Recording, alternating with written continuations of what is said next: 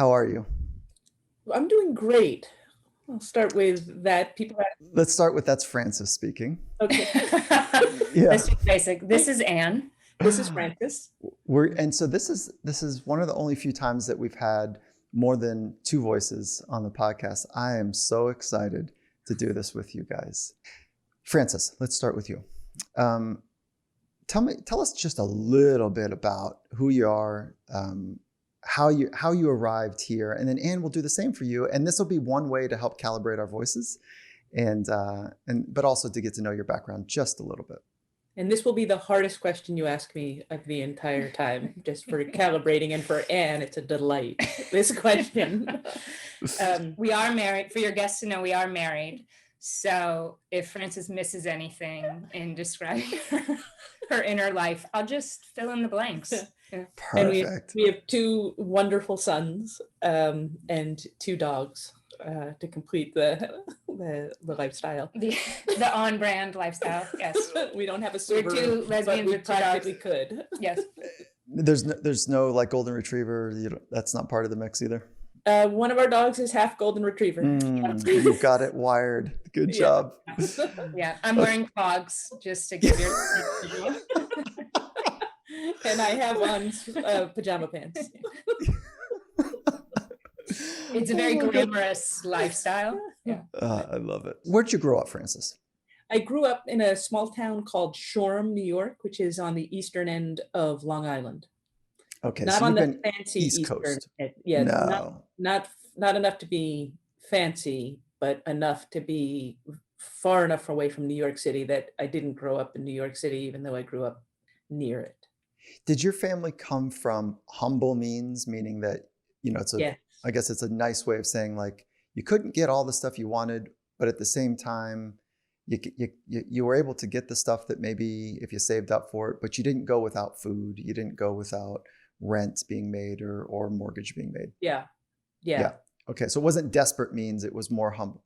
A standard deviation below humble. Okay, perfect. All right. And where'd you grow up?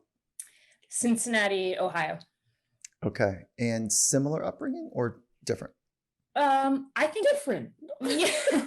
yes, I think different cultural background and influences. Grew up with a single mom. We grew up comfortable in the basics for sure. Okay. Family that believed heavily in elite education. So that was the entire objective of childhood was to prepare for that elite education. And I got the memo, and as long as you played along, you had total freedom to do whatever else you wanted. Those were And the you rules. did it. Yeah. Okay. So study first, play later, kind of an ethos in the system. Yeah, the sequencing didn't matter. It didn't. But as Okay. long as I got good grades, there was freedom to do whatever I wanted to do. That helps explain how, like, the thing you cherish above all else right now is freedom. Yes, I'm not super proud of that. I do have a bit of a freedom fetish. Meaning That what? I work out within the structure of a loving marriage. So it's contained thoughtfully, but I do definitely value agency, the ability to define my life on my terms, to pursue the things I want to pursue. I get very restless inside big organizations. It was never a good fit. I'm not great at reporting to other people. Anyone? Yeah. Okay. But which is glorious. I mean, all of this is glorious. It fits with with the life we live now. I have reported to a board before. there were highlights and lowlights.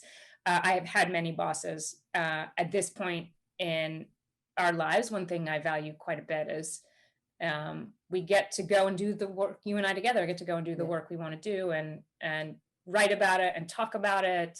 And that is something I value incredibly highly. Let's pause there and talk about your working definition of agency. And that's a psychological term that means a lot to me.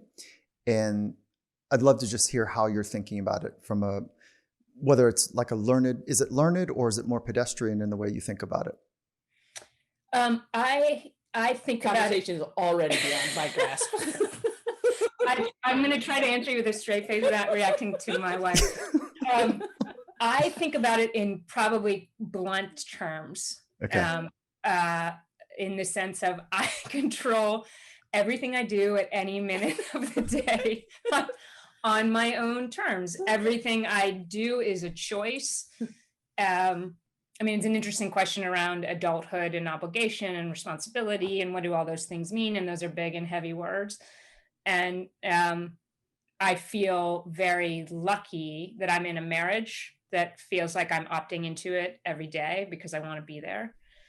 Because I love my wife, I love who I am in the context of her, and I love who we are together and the life we get to build.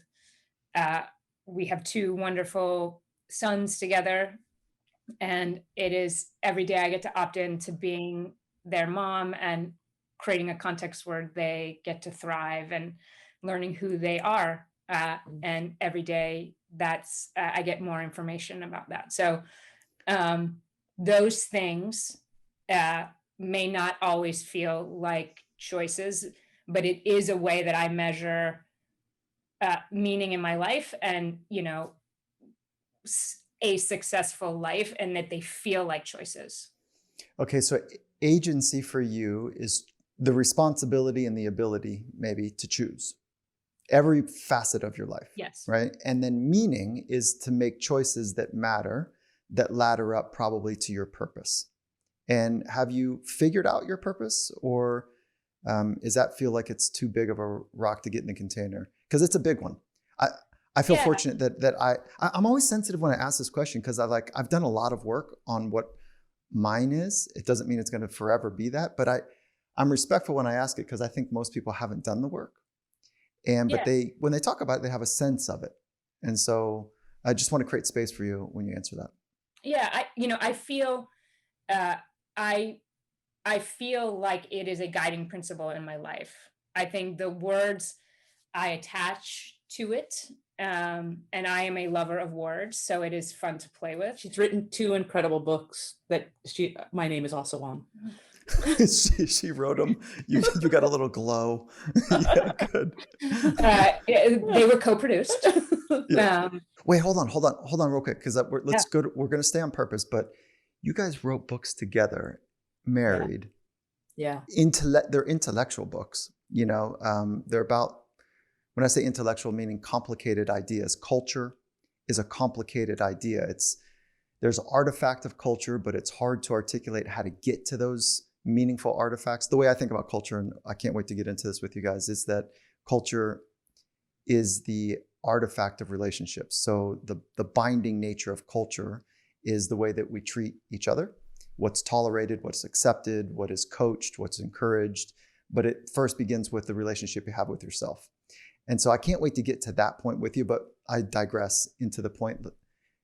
How did you guys manage writing 2 books that are complicated in nature, that have some good science and some science that is not, let's call it not good? Yeah. I'm just helping you out, Michael. Yeah, I know you said you're good with words, but let's just be safe and say a little bit here for your audience. Let's say not good for now. And so, how did you wrestle with ideas? How did you, when one of you says, and there's not something you can hang your hat on to say, well, no, look at this research. It's absolutely is this. How did you do that? I mean, I think the implicit standard is we both have to be excited about it. Yeah. And we are very different people in the world that I think are incredible complements. Yeah. So we do all of our work together now. All of it. I started out in the early stage company building space. Francis was an academic. In many ways, those are very, very different lanes that shall never intersect because the culture, kind of the norms and assumptions around how people behave are so different in those 2 spaces. But she was a very practical academic, and I was kind of an esoteric concept-loving entrepreneur. And so we met in the middle. it worked very well. I mean, And works very well. works very well. Our marriage is at its best when we have hard projects, whether it's with clients, writing books, we're writing a third book together. It's I gave a TED talk, but we worked on it. I gave our TED talk. I just happened to be the one that was on stage. And we have a really great working rhythm, I think. So how do you frame, Francis, hard problems? So there is a hard problem. There's a handful of them in science, right? But the hard problems that you guys are trying to express in your unique way and add to the body of knowledge in your collective fields or your perspective fields, how do you frame up how you engage in hard problems? That framing, I think, is materially important because some people are energized and scared, and then they look for relief. And the product in between, because of the relief focus, is wanting. So if you could take that question and I build it. don't get For the clients. question. So Yeah. say we have a client problem. Let's start there. Okay. Mhm. Anne's gonna translate. Okay, good. Let's start there. What is a problem that is worthy of Oh. your time and attention? Yeah. So thank you. So today, I'm going to be the Michael Whisperer translator in this conversation. I love it. Yeah, good. So today, the one that excites us the most is that inclusion, for example, is an urgent and achievable goal. So all of these organizations that aren't thriving, the individuals in the organizations aren't all thriving. There might be demographic tendencies associated with who's thriving. That is, it is totally knowable how to close those gaps. Like we have successfully helped organizations close those gaps, and we love doing that. It's like the human potential when some people get to thrive and others don't, and helping the individuals and the organizations. Now that often manifests as there's a headline and there's a problem in an organization and it might have blown up and looks like a fire. The reason we walk very enthusiastically towards those situations is because that means that they will have a willingness to change. And that's the thing we look for. So we look for good people with a willingness to get a lot better. And that's and then we do it in ways that we find noble. Okay. And then let's anchor on how it seems simple, but I don't think it necessarily is. How are you defining inclusion from a workplace standpoint? Yeah, so a lot of people, if you think about D&I is a phrase that gets used for diversity and inclusion. And so you have people that are different from one another, and then whether or not they are included. So we think about inclusion in a very specific way. I'm an operations professor, so everything has a schematic. And so inclusion is a 4-step progressive process. The first one is, despite any difference that you and I bring to the table, we feel physically and emotionally safe. Despite any difference we bring to the table, we feel welcome. Because of our unique contributions, we feel celebrated, and we're celebrated in enough nooks and crannies in the organization that we feel of the organization and cherished. So the inclusion dial goes safe, welcome, celebrated, cherished. And here's the beautiful thing is that when I am feeling cherished in any aspect of, say, my work at the Harvard Business School, my obligation is to look out for those that are not yet feeling safe and welcome and be super proactive. But if there's a moment when I'm not feeling safe or welcome, say because I'm queer or something like that, it's not my obligation to look out for inclusion. So a lot of people say diversity, then inclusion. We would say just the opposite. We've seen so many organizations that were diverse but not inclusive, and they just got on a diversity treadmill. But we've seen almost no organizations that were inclusive and didn't attract incredible diversity. So what we would define as inclusion first, and diversity will magnificently and majestically follow. Okay, I want to take a quick little break right here to talk about Inside Tracker. Since 2009, Inside Tracker science came from Harvard, Tufts, MIT. They've been bringing personalized nutrition and wellness to the world with a powerful evidence-based digital platform. What I like about what they're doing is that they are taking good science and making it available. I've been using nutrition blood-based analysis, urine, blood, finger prick analysis for a long time, well before 2009. And it was game-changing. The data and the applied nature of the data was game-changing for elite athletes, but it was really expensive. What Inside Tracker's done is they've made it available. Price is right. The application is on point. So they're doing something really nice here. They just cut through the noise by analyzing your blood, your DNA, lifestyle, fitness trackers, all of that stuff to provide you with a personalized, science-backed, trackable action plan on how to live and age and perform better. So Inside Tracker is simpler, cheaper, and more convenient than the traditional blood tests that I was talking about. So their blood tests include biomarkers that are key to performance that you normally don't get from traditional blood tests like ferritin or vitamin D. And for a limited time, Inside Tracker is offering us 25% off their entire store. So all you got to do is punch over to insidetracker.com/findingmastery.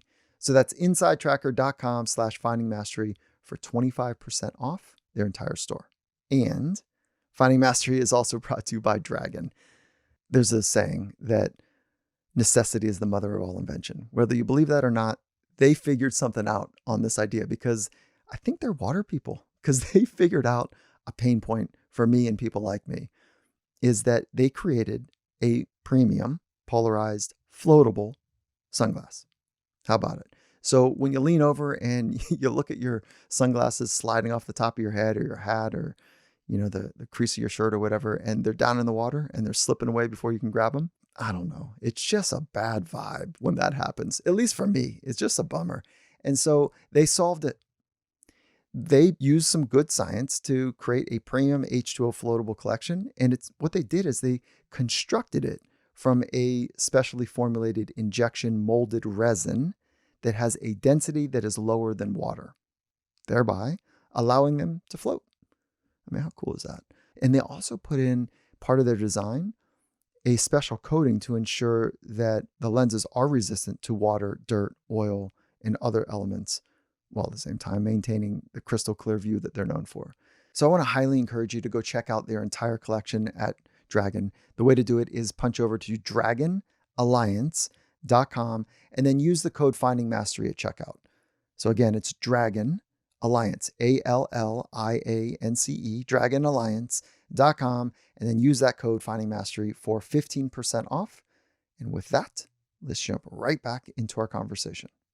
Ooh, cool. And then I can see operationally, you would have a stack under each one of your four verticals, whether it's a theoretical approach to go make those verticals happen, and it's certainly a very applied, practical way to make them. Okay, so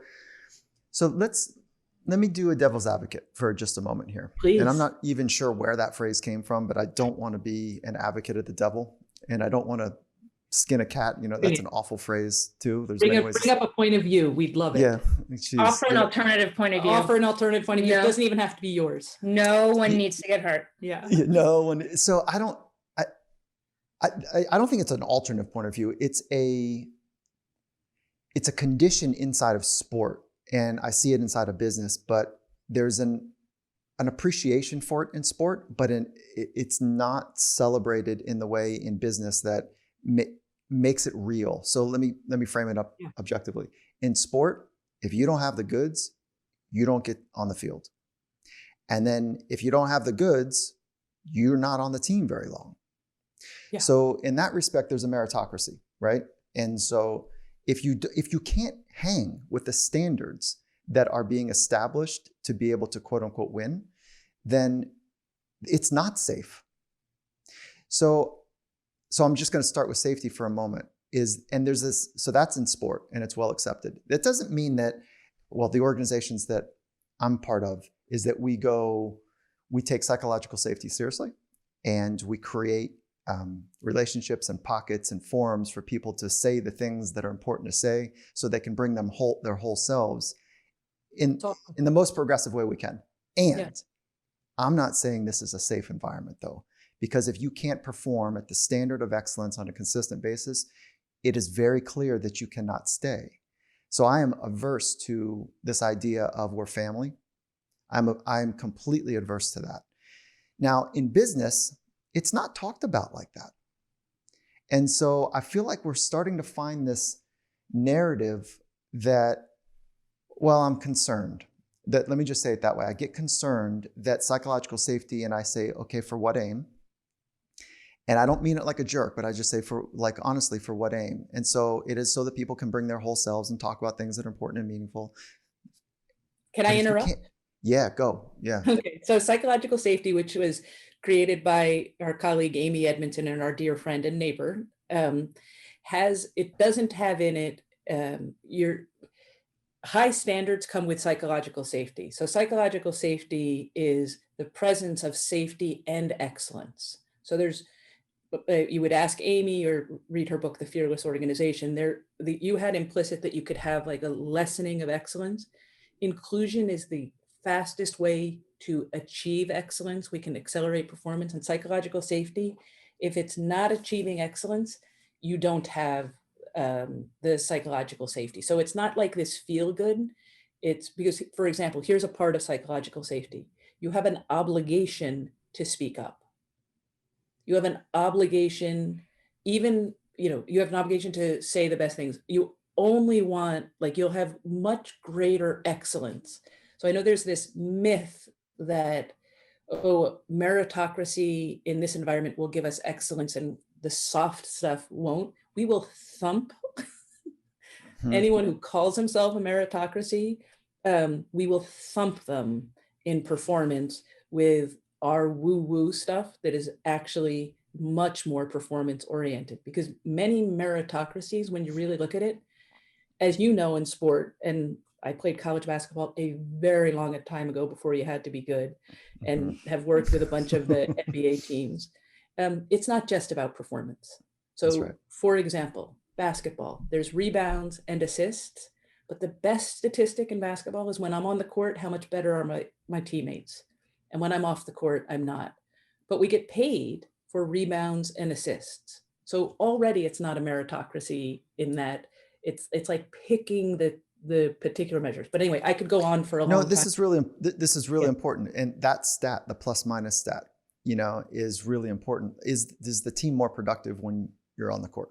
Is right. The stat that you're talking about. But contracts are inflated when you have a triple every game.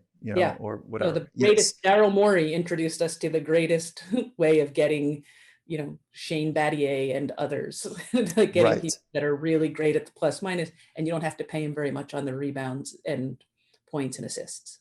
Okay, so that actually, I want to stay on this for a moment, because I'm not suggesting that the soft stuff, which you and I both do, doesn't have merit and value. What I'm suggesting is that it's very clear in pro sport that if you're not good enough, you can't stay. So from that level, the environment is not necessarily safe, because if you don't have it, you can't stay. And that directness is not there in business. And some organizations, maybe in not-for-profit, it's not there. Like when you have like tenure for life, but help with the so I think we're getting stuck on the definition of safety. Okay. Right. Mm-hmm. So I think we would argue that the definition of safe and psychological safety is a subset of the safety we're talking about for inclusion, but it's close enough, right? So it's and I love the research that Google did on high performing teams, which right. They were shocked to discover that the variable that fell out that really made the difference was psychological safety. So it is highly correlated with excellence and performance, and it is actually quite different from and we would argue the opposite of the idea of low standards, where it's okay not to perform. So what you're saying is it's essential for people to know that it's not okay to not perform. Right? There's what I call negatives. Yeah. And that's we would agree completely. In fact, one of the frameworks we use that we call the love matrix, which is you actually, where human beings are most likely to thrive and most likely to improve at the fastest rate, is in a context of high standards and deep devotion. In fact, what we've observed in the business space, that people assume that it's essentially one or the other, right?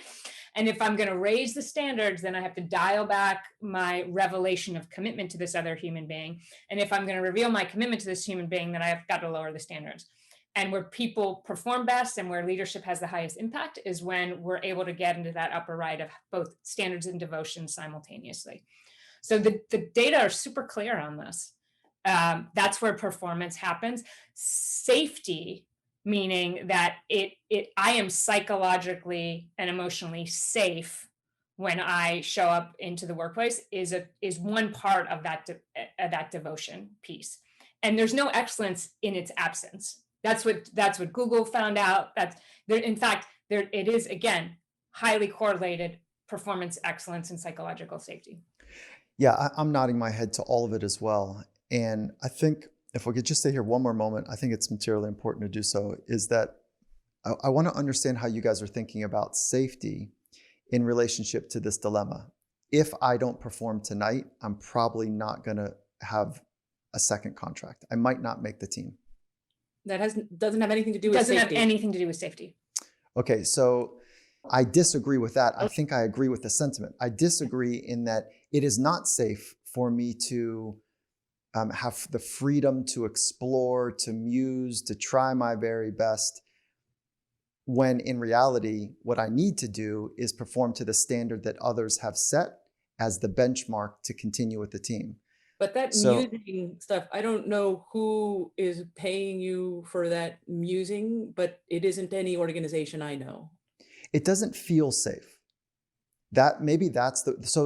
Where I'm going here is anxiety is on the other spectrum of safety. That's comfort. That's different. That would be the spectrum of comfortable to uncomfortable. And I agree with you that there are moments sure, where discomfort is part of setting high standards. Coming up for promotion. Highly psychologically safe, but highly uncomfortable. Highly uncomfortable. Yeah. Okay, that's good. Okay, yeah. I get. So you're saying, to net it out, you're saying excellence, to have true high performing, consistent excellence, psychological safety is one of the bedrocks of that. Yes. Yes. Yep. Yeah. And that research has ferreted out pretty well. And this is one of the reasons that at the Seattle Seahawks, we put a tall flagpole down about we are a relationship-based organization. Yes. And so to do that, we need to know each other. And we need to know really, like, where do you come from? What is your narrative? What's your story? Where are your choke points? Where do you get in trouble? Where do you thrive? Like, we really need to know you. And so do you have any way that you bounce off that idea of a relationship-based organization? Yes, Anne will love it, and I will be repelled by it, I think. But go ahead. No, I mean, it totally resonates. I mean, I think that it is the currency of human progress, and we would argue trust is the foundation for that relationship. So could not agree more with that worldview. But I don't have to tell you my entire backstory in order for us to develop that relationship. So the part where I coil back is just I don't want to have to tell you all these things about me. And I don't think I need to in order for us to have a really great working relationship and in order for us to build and rebuild trust. Now, we might choose to share those things, but I don't think it's an obligation, particularly across differences. When we're with people who are similar to us, it's super easy to do. But I gotta tell you, when I joined the Harvard Business School, I didn't talk a lot. I'm the only queer tenured faculty member there, only one who ever has been. I didn't go into depth about my relationships with everyone right away, certainly in the same way other people did. And I don't think it was necessary. So that's the only reason when I said I would be. Yeah, so there's levels to it, if you will. Yeah. And I think our job as, let's call it coaches or support in an organization, is to create the space and the forum so that stuff can happen, but also the mechanisms where it's like, hey, listen, you want to pass? Cool. And I'm going to show you, I'm going to pass on some of this stuff too. Yeah. But if everybody passes, that's kind of interesting. Like, I'm not sure how it totally works, but we'll deal with that if it happens. Yeah. Beautiful. Right. And I think the outcome that we care about and we've seen make a difference would be the concept of authenticity, where people can show up authentic, whether or not for them that means like, here's my life story. I can bring that whole self. There's not pieces of my self that I'm not bringing into the office for reasons of safety. I'm showing up, you're getting all of me, you're getting the best of me, you're getting the my real you. You're getting my ideas. And that's where we see, like, this woman, I am speaking of Frances, I think is the most competitive human, certainly that I know. I'm not going to start making... I haven't met Michael Jordan, but I haven't met anyone more competitive than me. Right. So Ooh. what are the reason we're in this space is because it's this intersection of a performance mandate and a moral mandate, a human mandate, that I think really lights us up, both of us. So that's the three of us actually. And So that brings us all together. The beautiful thing about the inclusion conversation is both of those at this moment in world history are completely aligned, right? It is a huge opportunity for an uptick in performance in organizations, because in most organizations, you're only getting somewhere between 20 and 50% of the human beings who show up to help you solve problems. Yeah, the engagement number across enterprise is like 38% or something outrageous. It's so low. We can thump you if we go higher on it. And the path to getting higher is the path through safe, welcome, celebrated, and cherished. Yeah. Because we're not just talking about, making, whoever feels culturally marginalized feel safe, welcome, celebrated, and cherished. We're going for everyone. The unit of analysis we care most about is the individual. Yeah. So let's go there, because you mentioned trust, and I want to talk to you about trust. And then, so we've got agency, we've got some purpose in here, we've got relationships, we've got trust. So we're hitting on some big rocks. And then underneath, and of course, safety, inclusion as well. So we've got the big rocks in the container here. And then if we hit trust for just a moment, because for me, I don't think this is a hard conversation for most people. I think most people go, yeah, that's good, that's good. And then where it gets tricky is when they're like, well, I got to win, or I got to meet deadlines, or where do I have the time?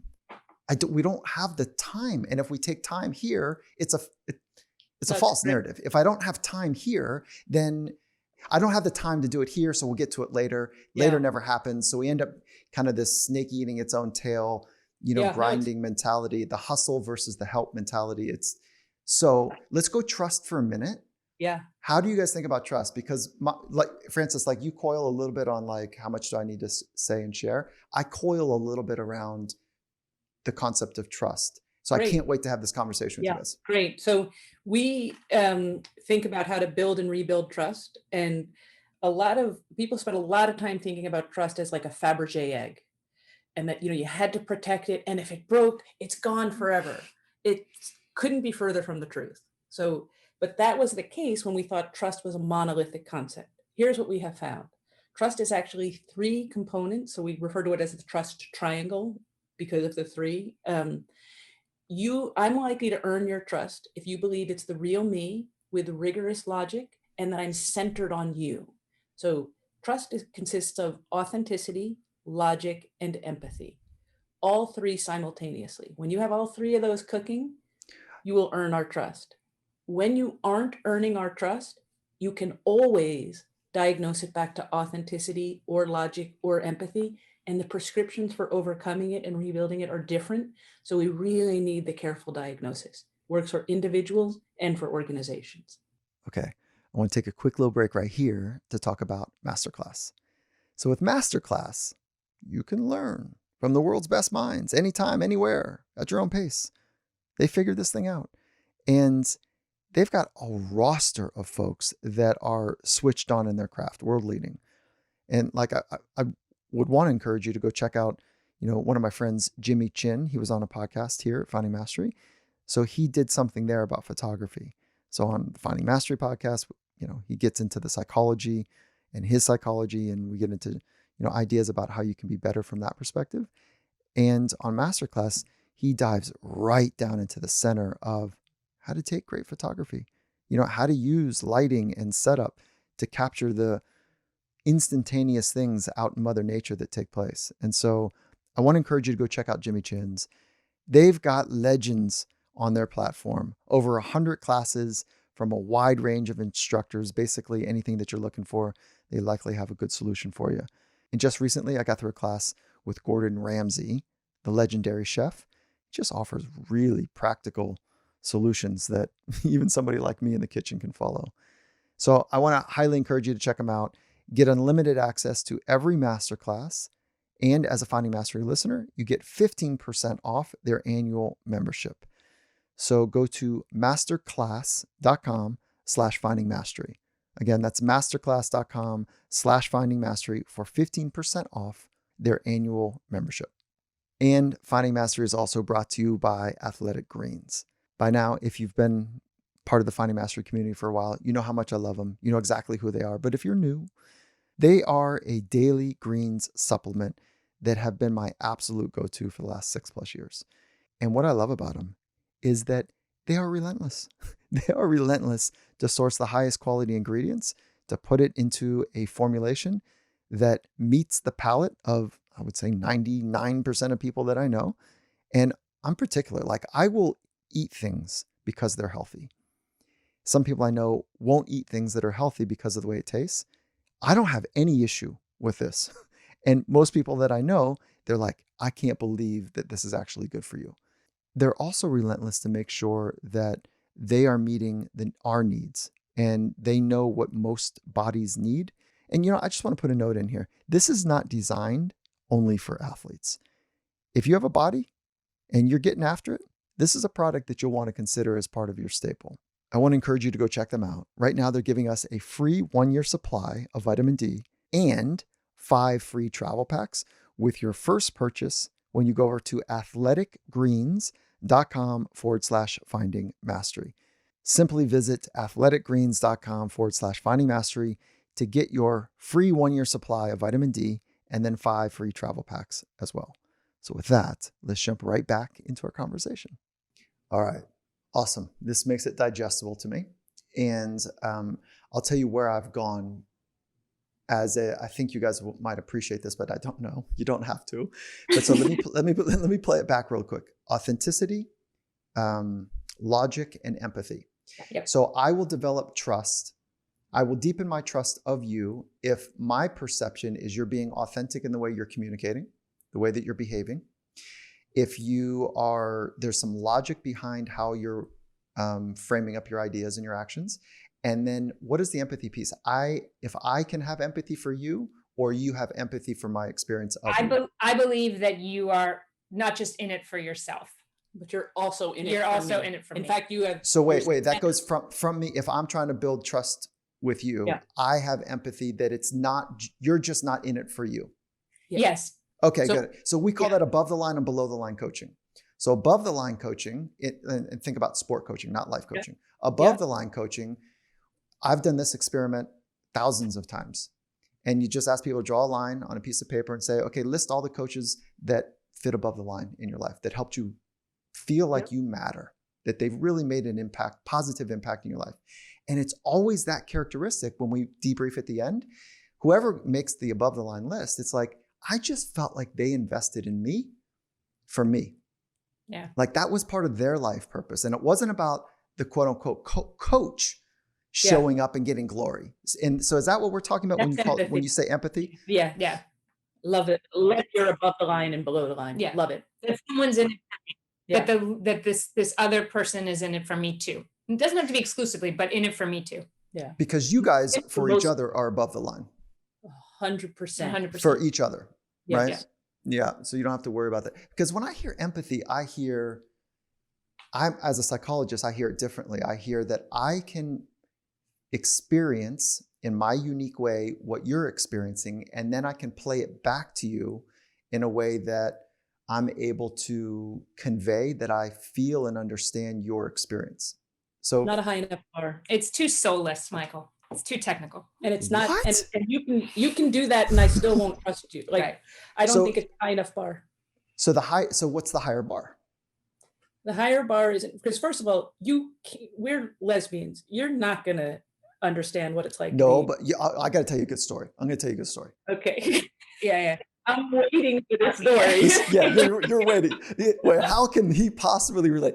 And I'm not saying you wouldn't be welcome, Michael. You're Okay. You're like halfway You're there. halfway there. Oh my God, I'll never live that one down. That is perfect. In spirit. So Yeah. you're That's the greatest compliment we give, by the way. Okay, good. All right, good. So here's it. It was graduate school. It was one of our last classes. I'm about to get my PhD, and it was kind of a finishing, if you will. And I think there was like 9 classmates, and then the amazing professor who was clearly an expert at what he does. And so we had this moment where we go into the middle of the room in front of our peers, in front of him. One person would take the chair as the client, one person would take the chair as the therapist, and this is the finishing, and everyone's watching. And so I'm the last person to go because I'm terrified. I was panicked. And so he calls me out and he's like, Mike, get up here. Finally, Mike, it's your turn. It's like day 3. And you spend, half a day doing this work and getting coached and observed. And so my shoulders are up in my ears. I'm sweating and I'm terrified because the person that's coming up, I've got all these stories in my head. How am I going to relate? What if? And sure enough, she starts out of the gate and she's shaking. She's just about to cry, but she's shaking, she's trembling. And I'm like, I am out of my depths here. And she says, I was raped when I was 12. I didn't know it. To your point, I was like, I have no idea where to go with this. And so I panicked. She's panicked. It's a spiral. Thank goodness he comes over, kind of takes care of my ineptness. And he says, so this is now my relationship to you. Like, you cannot understand what it's like to be a lesbian. True, partly. But I know what it's like to feel A, B, C, and D. I've had those types of commonality experiences in my life. Now I'm going to double down on empathy. So I didn't know what it's like to be raped, but I did know what it's like to feel completely out of control. I do know what it's like to feel as though nothing I did really mattered because I lost power. I do know what it feels like. Fill in the blanks. No, this is all necessary but not sufficient is simply our point.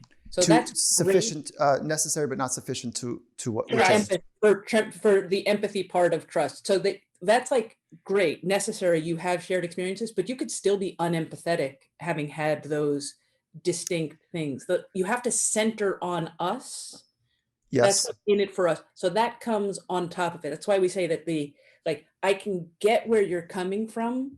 It's like necessary, but I want you to now center on where we are, and without having to have. No, but I think we're saying the same thing there. So if I say, so this is empathy for me, you say something and then I go, wow, okay, so hold on a minute. Let me make sure I understand, or I'm playing back what it must feel like for you right now.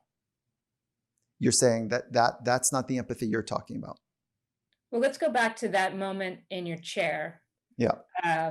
Because I think it's a great example, and it's a great example of the experience of leadership that many people have. When you're shaking and you're terrified and you're going up to sit in that chair, that is all about you. Mm-hmm. I might screw this up. I have a whole I'm going to look stupid. I'm going to look stupid. All of that. I want this guy's approval. He might not give it to me. All of that is 100% about you. Mm-hmm. And what that human in front of you needs in that moment is for you to leave all that bullshit behind and be 100% present to her needs. That is exactly right. Right. Yeah. And for you to marshal, but again, it's not just being able to, sympathize or empathize. It's being able for you to reveal empathy, and for you to marshal those experiences in a way that you are 100% present and there to meet her where she is and give her what she needs. So I'll give you an example. 1,000%. So, and we often find that it's helpful to learn about trust when you think about times when you have broken trust. Mm-hmm. So the exercise we ask people to do is think of a recent time when you didn't earn as much trust as you were intending. And your skeptics, what is it that they doubted about you? Did they doubt your authenticity, your logic, or your empathy? It's going to always be one of those 3. And whichever one it is, we call it your trust wobble. So I, as I've already revealed, have an empathy wobble. So, and that's where I won't understand you. It's the real me with rigorous logic. But if ever I don't earn someone's trust, it's because I was hitting something with my tail. It was about me. Now, even if I had empathy in my heart, they didn't receive the empathy. Right. And Yeah, that's because you're leading with logic Yeah. and authenticity, right? With those whereas two. Anne, I'm an authenticity wobbler. So I would say Okay. empathy is an anchor, but it comes with its own set of risks, liabilities, because I'll know, Michael, what you want to hear. And I will try to match your whatever, and it may or may not be an authentic representation of me. And again, this is all in the context of trust.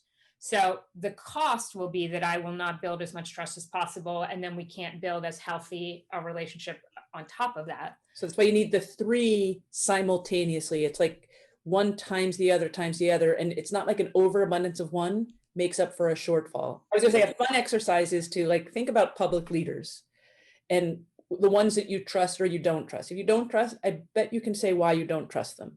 It was because you doubted their authenticity, their logic, or their empathy. So if I went through a series of world leaders, you would just be able to say the reasons that they are. It turns out that's true for all of us, for all of the situations where trust breaks down. And what's cool is that if it's an authenticity wobble, we have a set of prescriptions for that. An empathy wobble, a totally different set of prescriptions. And logic, an entirely different set. And imagine if I took the authenticity prescriptions to apply to my empathy wobble, it wouldn't help at all. Doesn't I'm work. already authentic. No, Don't it would tell make it me worse. It to would be make more it of worse. me. It's not going to help my empathy. You know, I love that. Where I go with the trust bit is, as a psychologist, there's this idea that trust is baked. It's not totally accurate, but some of this holds up in a way that in the applied nature, it shows up for us. So trust is baked by the ages of 0 to 2. Go back to Erik Erikson, kind of some of the social developmental psychology stuff, which is pre-verbal. So trust is established at a young age before we can even put language to it. And so if I come from a very dangerous environment, an untrusting environment where my needs weren't met between the ages of 0 and 2, I trust you right out the gates, and you haven't demonstrated any behaviors, I should probably go do some more inner work here, because that would be very dangerous. And so I'm not even down the lane at all about helping people trust each other. What we do is we say, okay, listen, that's complicated to us. And maybe because I didn't have your trifecta here. And then they say, well, trust matters. I said, damn right it does. So let's work on trusting yourself. Because if you can trust yourself, you can drop your shoulders and go into any environment and say, I'm going to figure that out too. Might not be easy and pleasant. Might be really, really hard. And I don't want to deal with that kind of stuff. But you know what? I trust me to figure it out. And then I can start getting into trusting others. So how would you guys? We believe in it entirely, in that authenticity, logic, and empathy is how I earn trust with someone else. It's also how I earn trust with myself. So for example, you might hear the phrase imposter syndrome. Oh yeah, we talk about it all the time. Okay, it's an authenticity wobble with yourself. There you go. Yeah. Yeah. And you know, I think you guys might appreciate this. People that have done extraordinary things, and they have a track record and a body of work of some consistency there. I'll be ridiculous with the number right now, like 85+% have said, at least on the Finding Mastery podcast, that, oh yeah, I know imposter syndrome. I think people that do extraordinary things, part of it is because they get over their skis and they're like, is anyone going to find out I don't know what I'm doing? And it's almost part of the recipe. Like, you need a little bit of imposter syndrome, but don't have too much, because that'll keep you sour, if you will.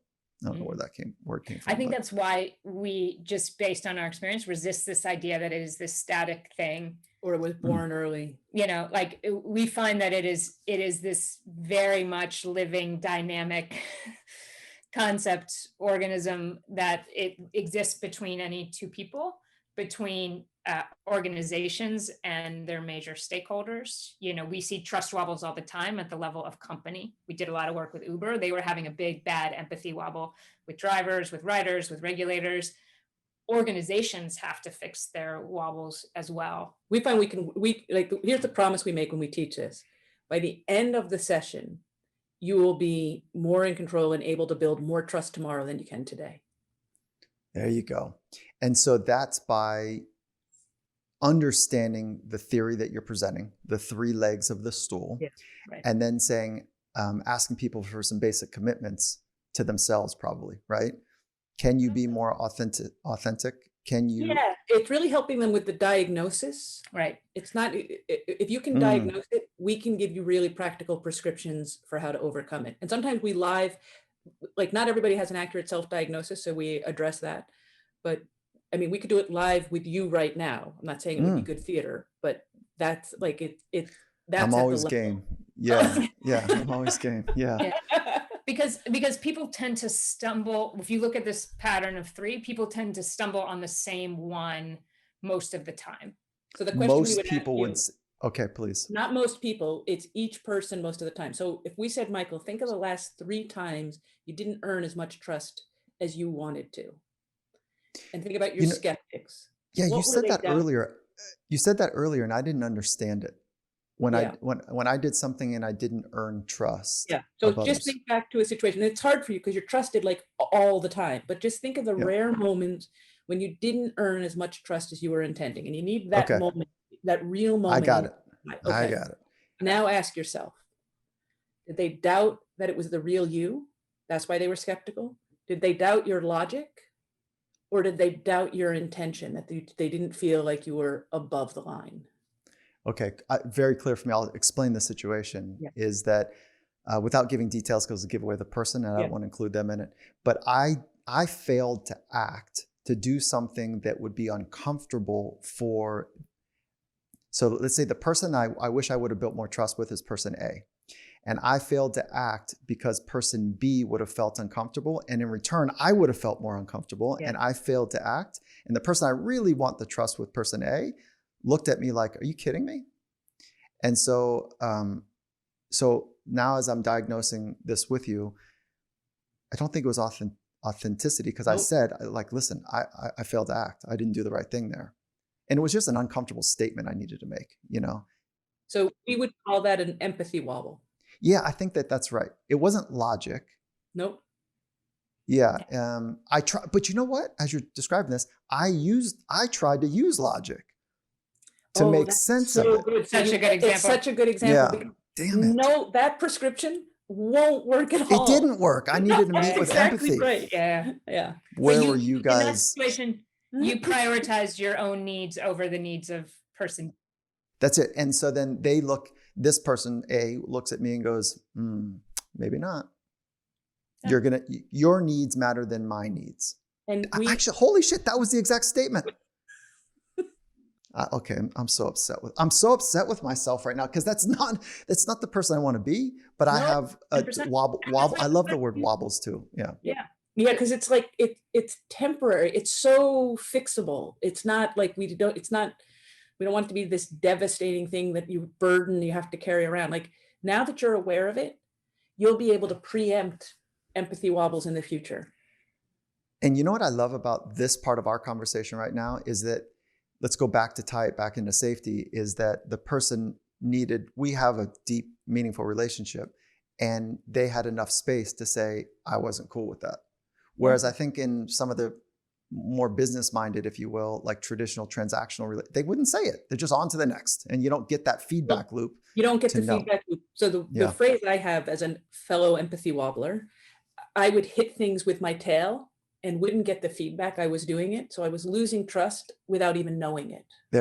Yeah. Is it a dragon's tail or doggy tail, cat tail? What do you got? Yeah. What kind of tail do you have? Yeah. In my mind's eye, it's a big thorny tail. It's a big thorny tail. Yeah. Little Labrador puppy's tail. Yeah. Yeah. Oh my gosh. You guys are great. Okay. So that's how you work with trust. So I would think about trust as time multiplied by behavior. And I say all the time, I don't have any science with that. But to build trust, we need trusting behaviors over time. And you would say, yes, and probably. You'd probably say, that's good. However, the behaviors that we're talking about, there's 3 types.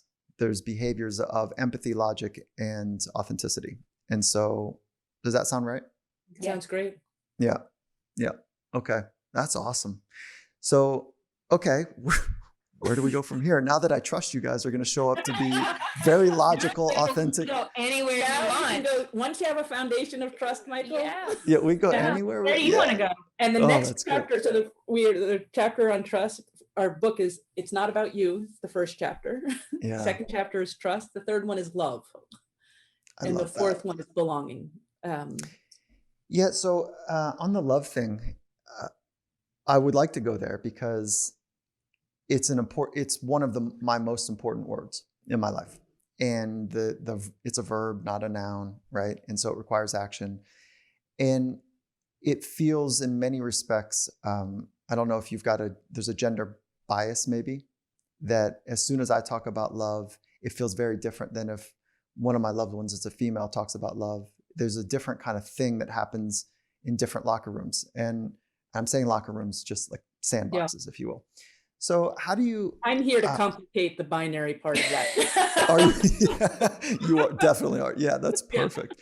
Yeah, so let me pause there for a minute. Like, I don't know enough about, from an academic standpoint, I understand what queer means, but I don't understand the experience of it. Can you shed a little light on that? Is that okay to do, or is that like... Yeah, sure. I mean, yeah. I don't know which time. Yeah. So do both of you guys identify with being queer? We both identify as queer. We like this word because we've lost a little bit track of the acronym. Like the LGBTQ, we just are too old school, and we just prefer queer. It's what we use to refer to that. It's what we use to refer to ourselves.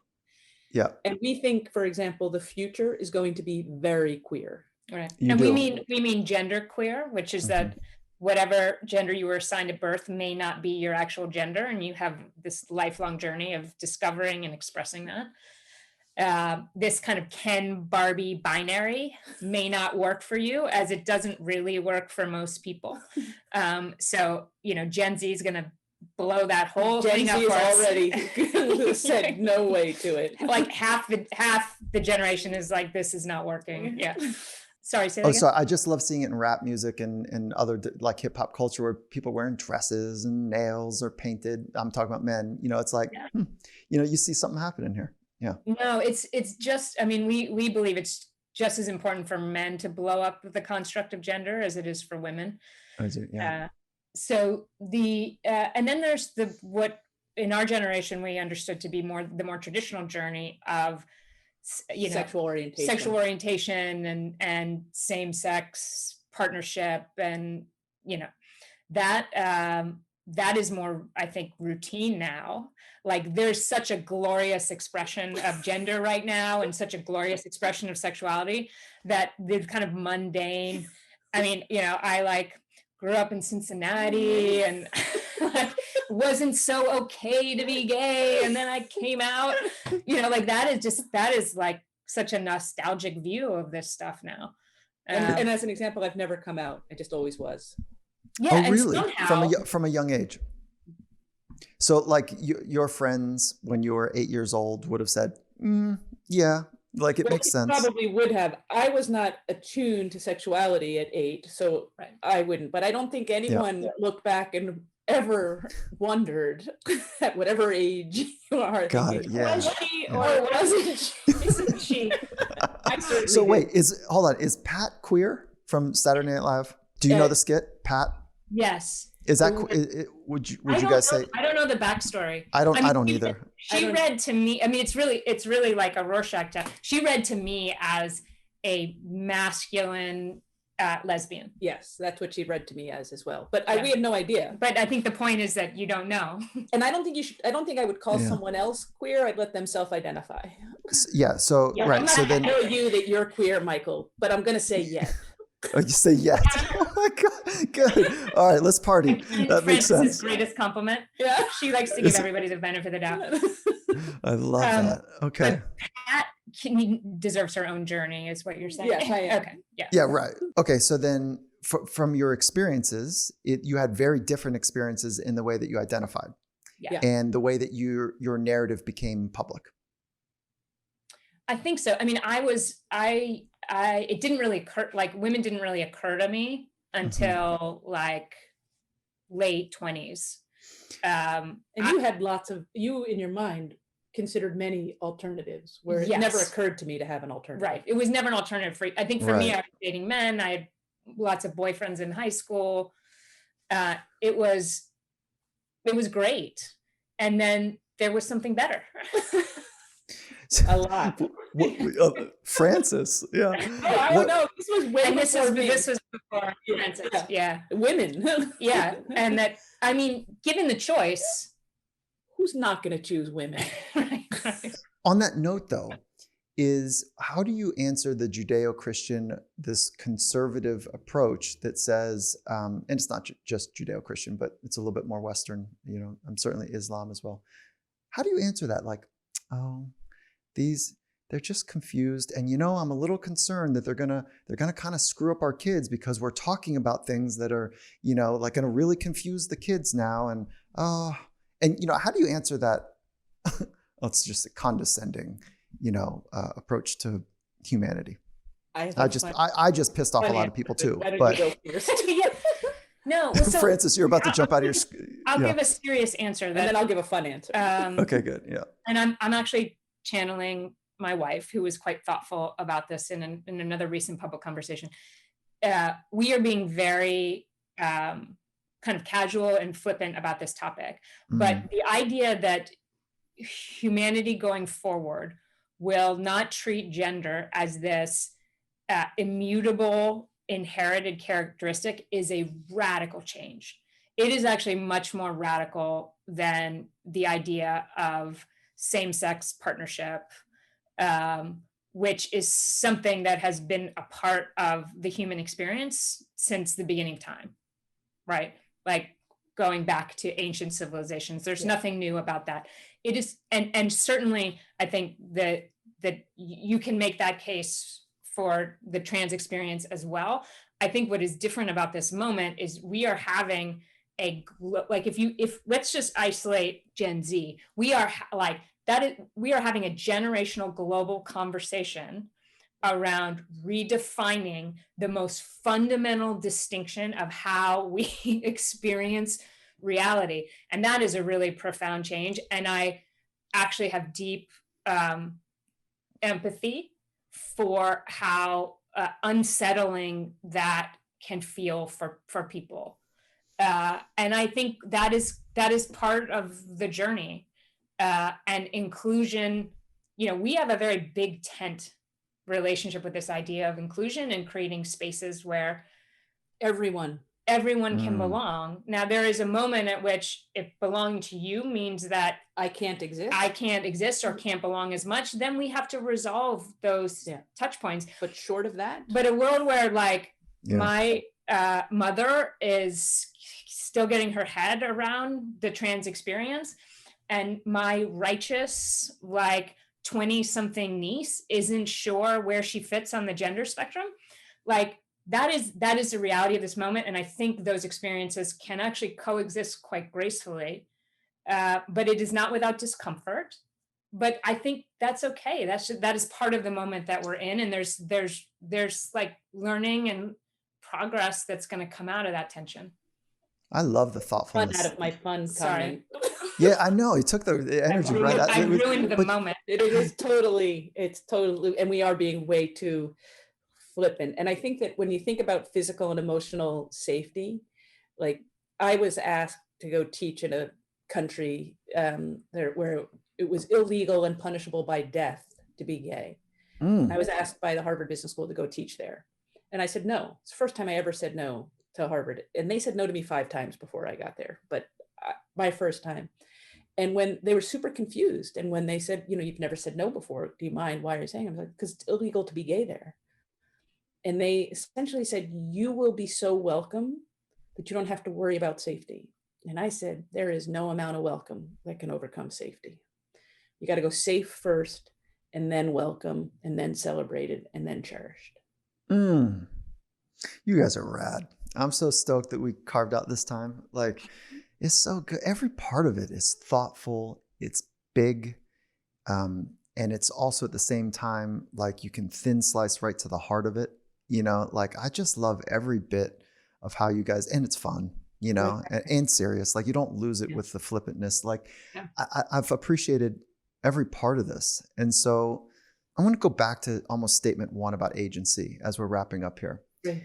In large organizations that have bureaucracy, governance, reporting structures, there's a little bit of the hangover from the command control type of leadership, which, I'm starting to think that maybe we're going to do better than that, And so how do you help organizations express agency in a highly bureaucratized and governing organization? How do you do that? And there's empowerment and agency hang together.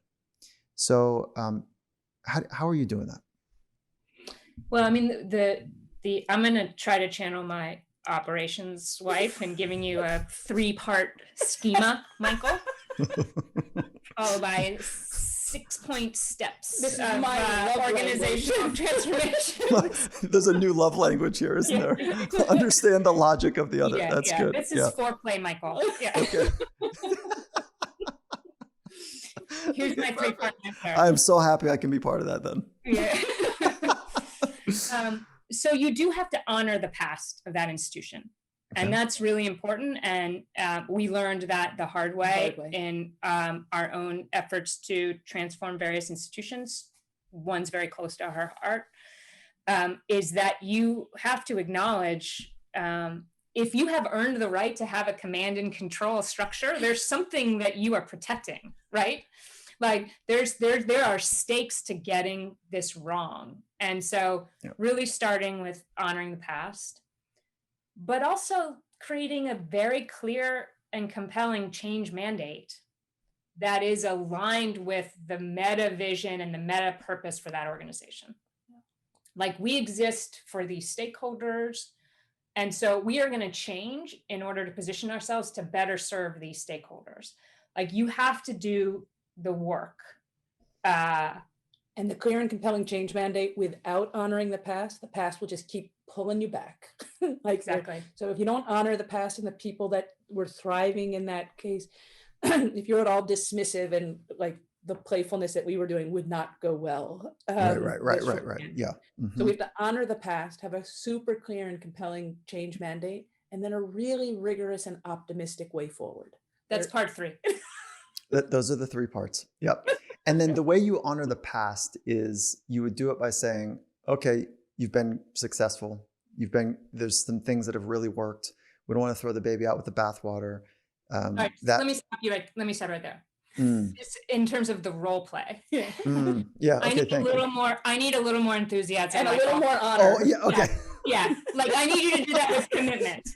None of this dead baby and stuff. So sorry. Yeah. So sorry. I got to get back into the front of a room. You have built something amazing. Right. Yes. Yeah. So I think one of the choke points, if you will, is that people hear that and they're like, yeah, but I'm not giving up my power. Yes, we have. And I get that we want to be more A, B, and C, whatever this new mandate is. And we want people to feel empowered. Okay, that's good. Well, damn it, why don't they just be more empowered? Because I want them to do their flipping job. They are empowered to do their job and they should make more decisions. Why does everything get escalated up to me? You've heard this before, right? Right. That's the clear and compelling change mandate. So one of the reasons we like burning buildings is because that piece of this journey and compelling mandate has been taken care of.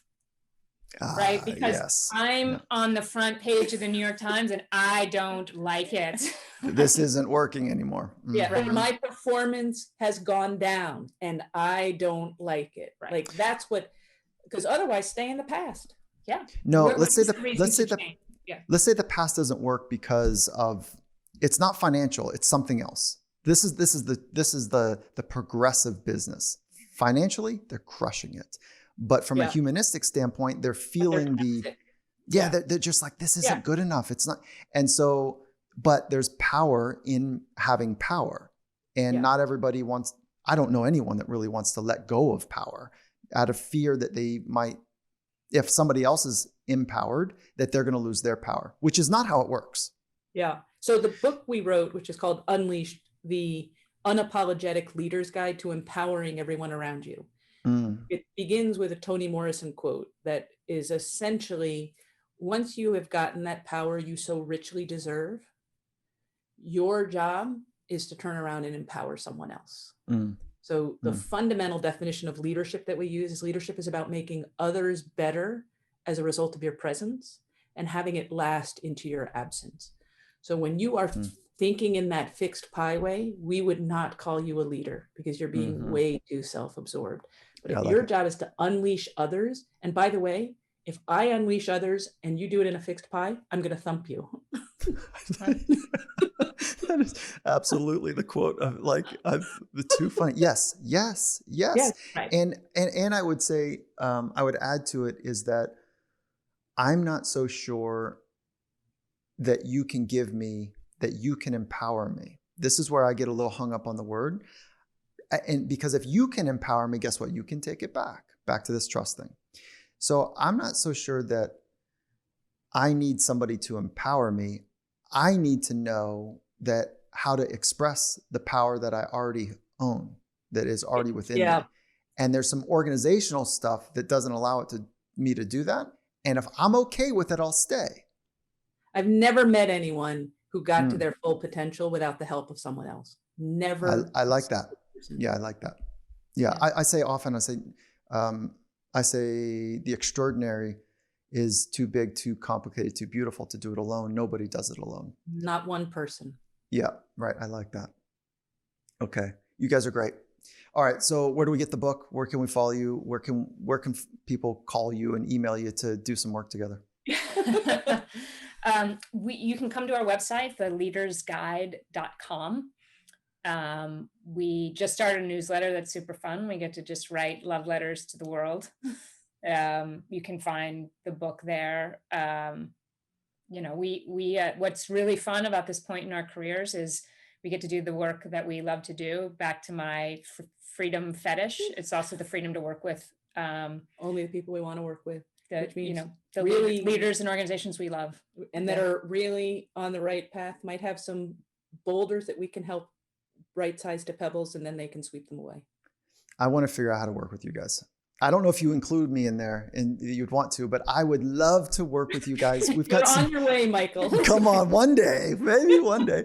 But we've got some enterprise companies and some large organizations that are looking to us to help them be really progressive in the human aspect of excellence. And so we're wrestling with a lot of the things that you guys are down the path on. And so I'm looking forward to more, hopefully. Cool. Us too. Yeah, and check out the book. I think it really does capture the way we think about the world and we think about problems. And there's a lot of schematics in it. Yeah, a lot of 10-point lists. A lot of top 10 lists. A lot of top 10 lists. Hey, I'm going to send you guys the book that I recently published. Authenticity is in the subtitle and Compete is in the title. Two of our favorite things. Yep. So please do. It's called Compete to Create. It means really like compete in the sense of it. Create a living masterpiece. So you gotta work your way into creating a living masterpiece. Love it by the title and by the sentiment. Love it. Yeah. You guys, all right, we'll have some fun together. Okay. Thank you guys. It's been beautiful. Thanks so much. Yeah, appreciate it. Super fun. Okay. Take care. Bye.